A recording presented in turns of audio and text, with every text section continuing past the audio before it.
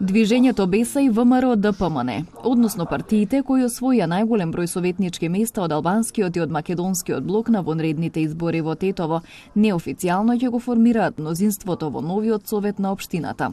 Иако велат дека е рано, сепак според пресметките заедно имаат вкупно 16 советнички места, односно 12 со 4. Останува во законски предвидениот рок да биде соопштено, кога ќе се знае и дали ќе се зголеми. Оние политички партии кои го имаат согласно добиено мнозинството во политичкиот блок, македонскиот политички блок, секогаш ние треба да кажеме конструктивност за да го почитуваме вердиктот на народот. Во Тетово опозицијата на централно ниво победи на локално ниво. Опозицијата го има мнозинството. Се надевам дека тоа мнозинство ќе расте и дека нема да имаме кочлици од другите политички партии.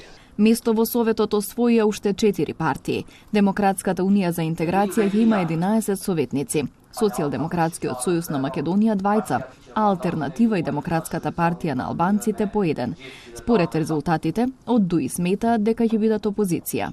Според резултатите, ние веќе сме опозиција.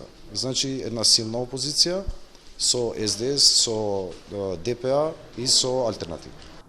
Денес од страна на Општинската изборна комисија беа врачени 31 уверение за советник. Следниот чекор е да се свика конститутивна седница.